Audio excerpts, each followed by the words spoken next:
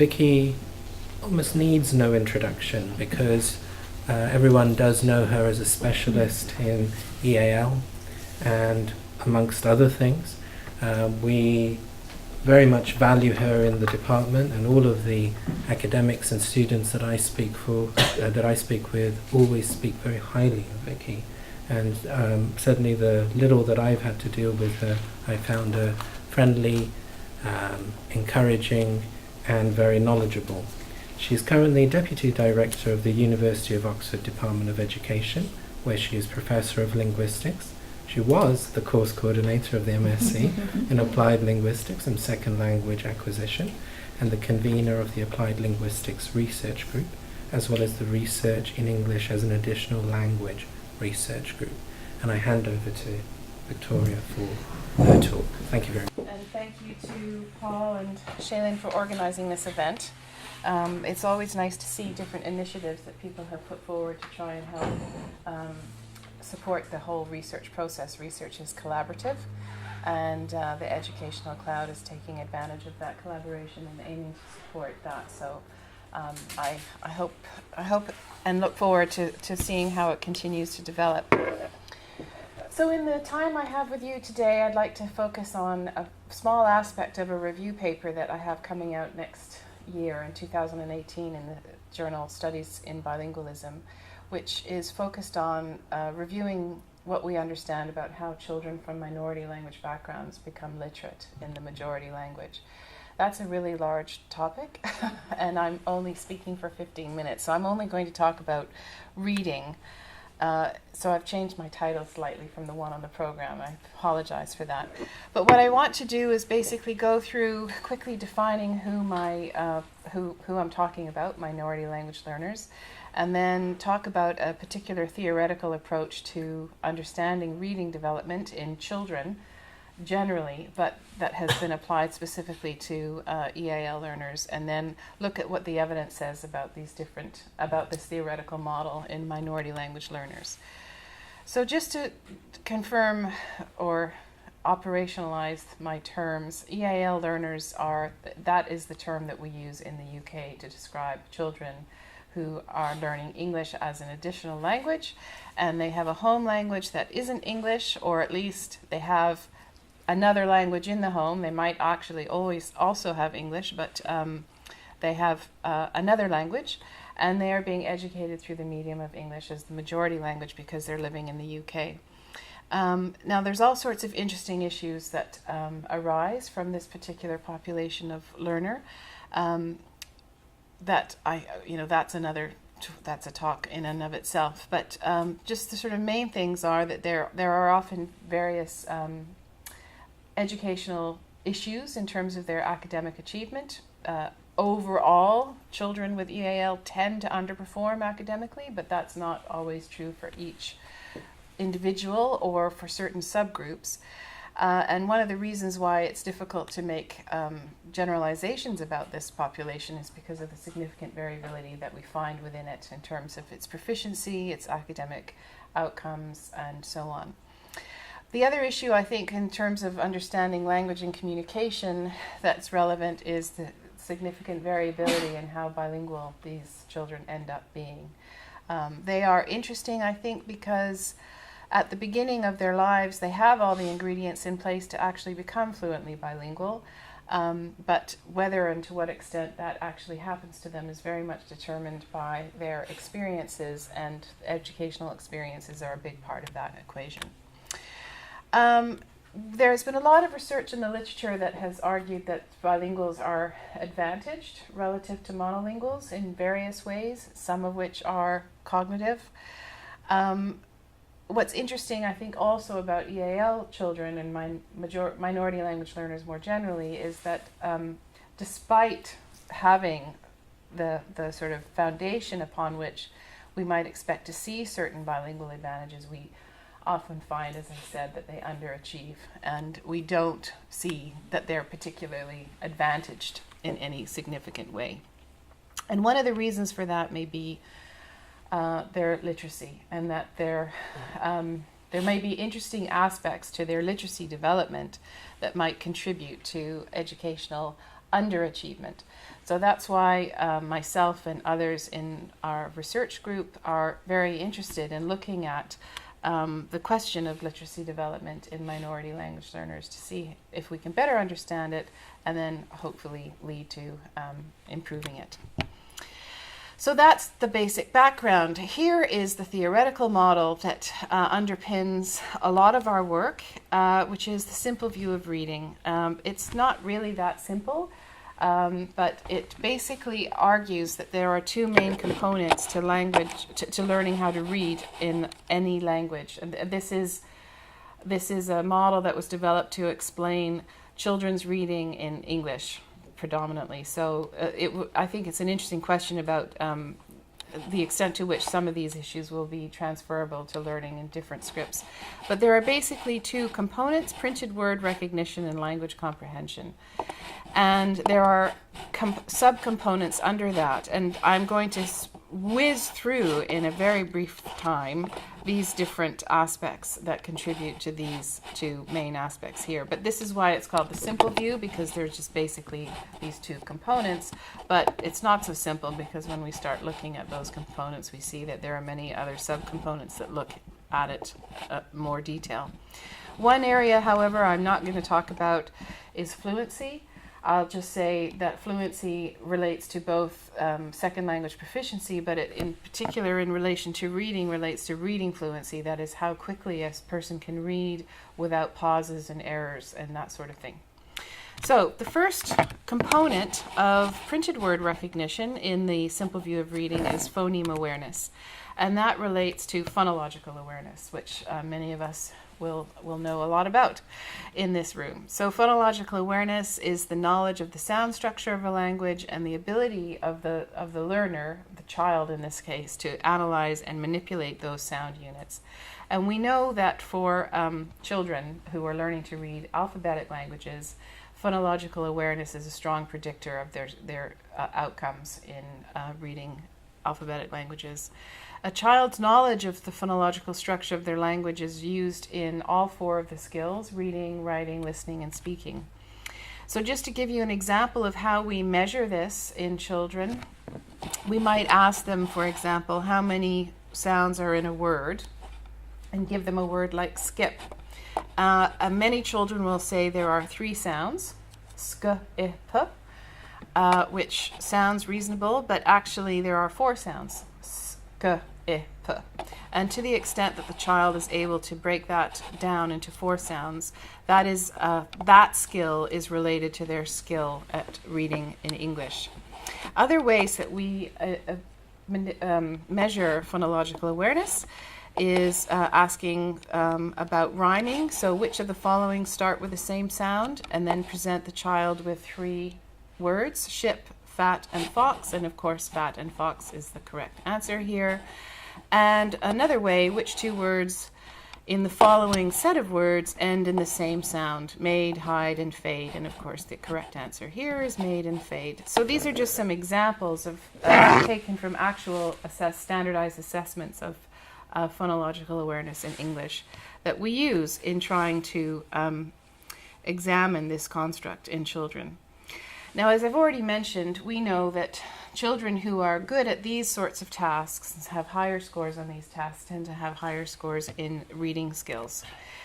And interestingly, how this knowledge develops, how phonological awareness develops in children, is often very much dependent on their experiences with the language. If you've had very minimal experience, then you can be expected to not have as well developed phonological awareness skills in your language. So this could particularly disadvantage children who are EAL, because if they have minimal experience with English in their home, but yet they come to the school setting where everything is taught through the medium of English, we might expect them to have underdeveloped phonological awareness. However, this is not the case. This isn't what happens to EAL learners. There have been lots and lots of studies across different contexts to show that EAL learners typically don't have trouble with these particular features of word reading, accuracy, and decoding, which are contingent upon, to some degree, phonological awareness. So as one example, this paper in 2008 by Lasso and colleagues was a large-scale meta-analysis across different research contexts And across all of these studies, we found very similar word reading and phonological skills between the EAL and the non-EAL child. Other example that's more specific to the UK is Hutchison et al. In 2003. This was a 2-year longitudinal study comparing EAL and non-EAL. They were matched on various factors that we know could contribute to word reading. Again, we find very comparable word reading skills, which requires phonological awareness. Similar results have been found in other studies. So to cut a long story very short, in almost all studies that have examined the relationship between, or the differences between EAL and non-EAL children in phonological awareness and single word reading, we find that there are basically no differences whatsoever. And this is very interesting, I think, in relation to what I was saying the slide previous, which is that we might expect children who are EAL to be disadvantaged in phonological awareness, but they don't tend to be. At least we have very little evidence that that is the case. And relating to what I said earlier about so-called bilingual advantages, I'm putting it out there that this could be an example of a bilingual advantage, that they have advanced phonological awareness as a function of being bilingual because their brains have had to process the sound structure of 2 languages. And that whole process might increase and develop their phonological awareness, which then means that even though they've had less exposure to English in the home, when they come to school, they still have this well-developed skill because of the different phonological structures that they've had to process. So I've spent a tiny little bit of time talking about phoneme awareness. I haven't actually talked about phonics, so it's kind of disingenuous of me to put a check mark against it. But I just wanted to mention phonics because we are the educational cloud and we're concerned about education. And phonics is a very important educational or pedagogical approach to helping children establish good single word reading skills, and has achieved, or I should say not achieved, but attracted a lot of controversy. Some people are adamantly opposed to phonics as a force of pedagogy. But the fact of the matter is that when you subject the phonics approach to empirical scrutiny, we find that it's highly effective. Not by itself. It's a necessary but not sufficient condition for teaching children how to read. And what phonics does is it basically helps this. That is to say, it helps the child map the phonemes of the language onto the graphemes of the language. So the phonics is an important part of supporting this node, if you like, of the simple view of reading. So the next aspect of the model that I want to look at is the vocabulary one. And again, there's a huge amount of research that has been done on vocabulary in relation to reading, and I think almost without exception that research has demonstrated a strong positive relationship between a person's vocabulary knowledge and their scores on reading comprehension measures. So now we're not talking about single word reading, we're talking about reading comprehension, which clearly from an educational point of view is critical, that the child is able to extract meaning from text to be able to access curricular content. So a lot of research in the L1 domain has demonstrated this important relationship. We also know from research with EAL children that they tend to have smaller vocabularies than native-speaking children. This isn't obviously true for every EAL child, but there has been quite a lot of studies to show that when we administer standardized measures of vocabulary to EAL and non-EAL children, the EAL child tends to have smaller scores. We also know that when we give different vocabulary measures to children from linguistically diverse backgrounds, they also tend to have smaller scores or lower scores on these vocabulary measures, which is also related to lower scores on reading comprehension. So interestingly, despite the fact that they don't have difficulties with phonological awareness and single word reading, they do tend to have difficulties with vocabulary and reading comprehension. And there is lots of studies that support that. So just to break that down into receptive and productive vocabulary knowledge, we know from a lot of research that EAL children tend to have lower scores than age-matched first language peers on measures of both productive and receptive vocabulary.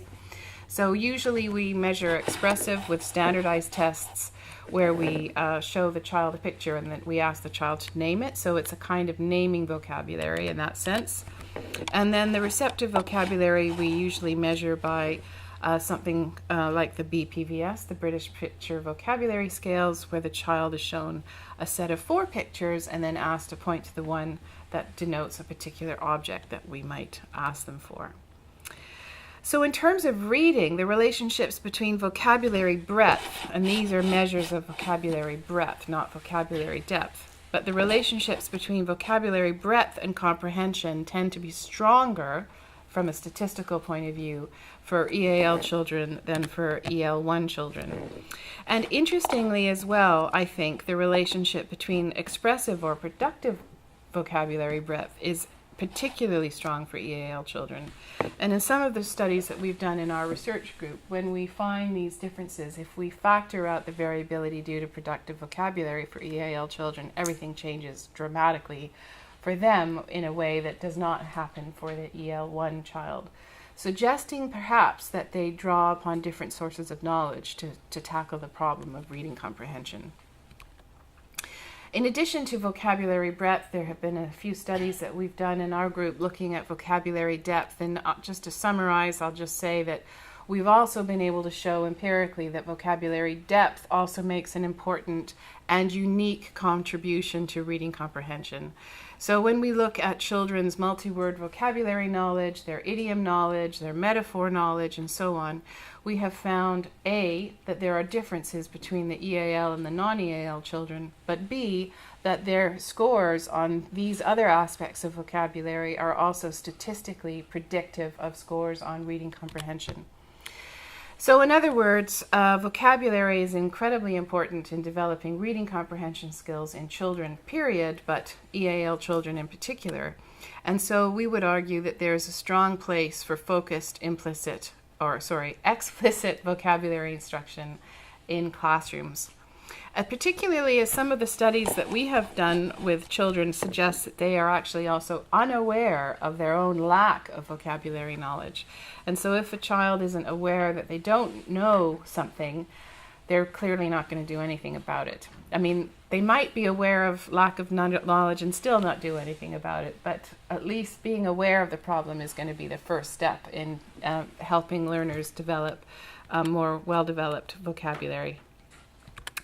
So, phoneme awareness we've talked about, phonics I've talked about very briefly, vocabulary I've mentioned very briefly, and reading comprehension I've mentioned because the general finding here is that EAL children's reading comprehension scores tend to be lower than non-EAL children. And we think this is largely because of this vocabulary. I should just point out that in terms of reading skill and literacy, we know that there are lots of variables that contribute to that. But one of the reasons why I think for those of us in education, vocabulary is particularly important is because that's something that we can do something about in the classroom.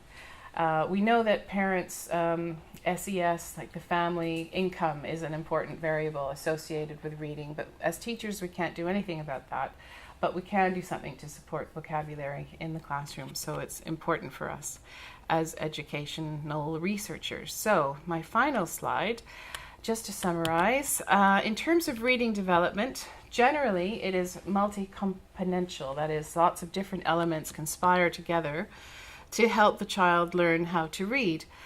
The two key elements discussed in the simple view of reading are the decoding element and the language comprehension element, where language proficiency, phonemic awareness, phonics, vocabulary, and reading comprehension all make up the overall construct of reading ability. Children who have difficulties with reading can have different profiles of strengths and weaknesses, and that is to say, they might have trouble with decoding but not with vocabulary or comprehension or vice versa. So it's important to understand exactly where the student is struggling. So just saying I'm struggling with reading is actually not very helpful. Is it a decoding problem? Is it a comprehension problem? Is it a problem on both areas, or what? We need to be more precise when we talk about that. Children who are EAL tend to be very good decoders, very accurate at single word reading, but often seem, in many studies, are less well skilled at comprehension. And this is a particular problem for education because that means they can hide in the classroom, that the teacher might be unaware of the fact that they have reading comprehension difficulties, because certainly at primary school we ask our children to read out loud to us. They're good readers, they can read out loud to us fluently, but if we don't target their comprehension, then we're maybe missing something very important. And the other thing we know is that educational interventions that are targeted at word analysis skills or vocabulary development, semantic knowledge, can actually have a very positive impact on children's overall reading. So it's important to do more intervention studies in this area. Thank you.